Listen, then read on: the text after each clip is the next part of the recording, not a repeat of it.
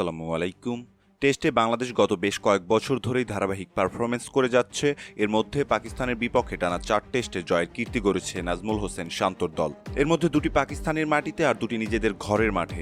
বাংলাদেশের এই উন্নতি চোখে পড়েছে পাকিস্তানের কিংবদন্তি পেসার ওয়াসিম আকরামের। ওয়াসিম আকরামের মতে বাংলাদেশে এখন বিশ্বের সেরা টেস্ট দলগুলোর বিপক্ষে প্রতিদ্বন্দ্বিতা করতে পুরোপুরি প্রস্তুত।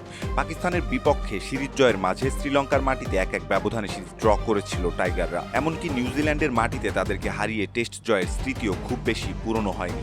পাকিস্তানকে হোয়াইট ওয়াশ করার পর ওয়াসিম আকরাম ফেসবুকে এক পোস্টে বলেছেন, বাংলাদেশের কাছে দ্বিতীয়বার পাকিস্তানকে হারতে দেখে সত্যি হতাশ লাগছে।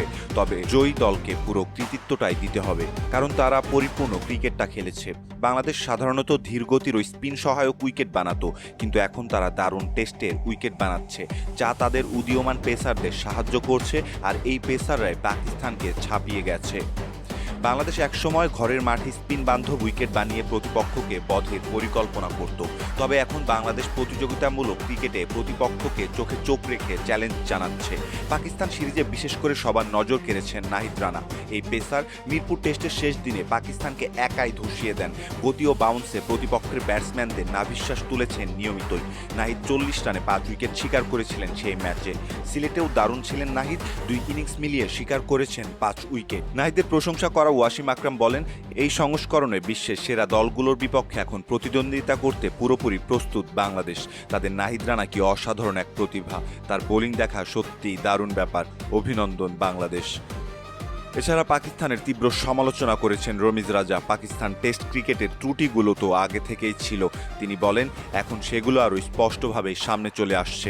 আর যদি এভাবেই সবকিছু চলতে দেওয়া হয়, তবে আশা করছি যে বর্তমান পরিস্থিতি নিজেই সবকিছু ঠিক করে দেবে না। তাহলে এই খেলা আপনাকে নিচে নামিয়ে রাখবে এবং বাকি দেশগুলো আপনার চেয়ে অনেক ওপরে উঠে যাবে।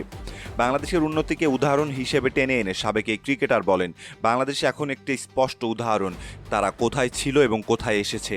আগে বাংলাদেশের সঙ্গে পাকিস্তানের কোনো তুলনাই ছিল না, এত বড় ব্যবধান ছিল, কিন্তু এখন কি তারা চোখে চোখ রেখে কথা বলে, দাপটের সাথে খেলে এবং এরপর আপনাকে ঘরের মাঠে এবং নিজেদের মাঠে দুইভাবেই হারিয়েছে।